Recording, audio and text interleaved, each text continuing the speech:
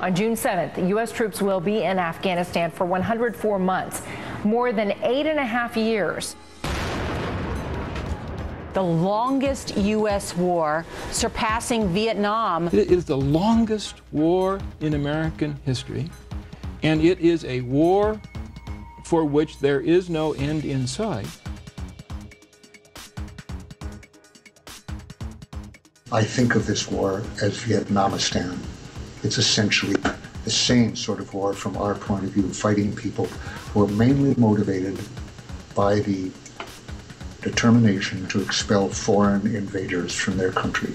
If one of the lessons of Vietnam is that counterinsurgency in support of an unpopular government just won't work, I think you can apply the same lesson to Afghanistan. We have an escalating stalemate there, and will have, so long as we're associated with a government that's seen as the puppet of foreigners. Karzai is no more, no less corrupt, probably, than the leaders that the puppets, basically, that we supported in Vietnam. The idea that you can defeat nationalism or defeat an entirely different culture by military force is a crazy idea, a completely crazy idea that stems from superpower arrogance.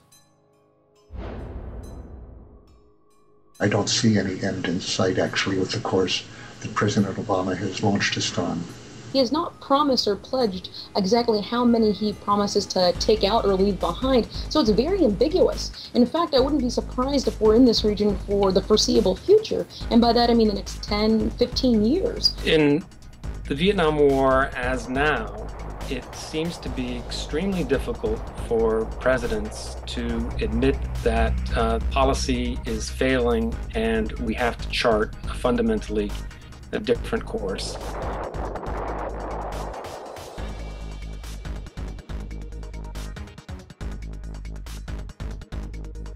I see no year in the future in which a president will be willing to take the responsibility and face the charges of weakness and irresolution that will be involved in ending that war. So it's not necessarily clear to me and to many people why we must remain in countries of very little value when that actually weakens us economically and militarily and politically. It's hopeless, indefinitely prolongable stalemate, bloody stalemate, in which blood seeps into the ground of Afghanistan like the oil gushing into the Gulf beneath the surface of American consciousness.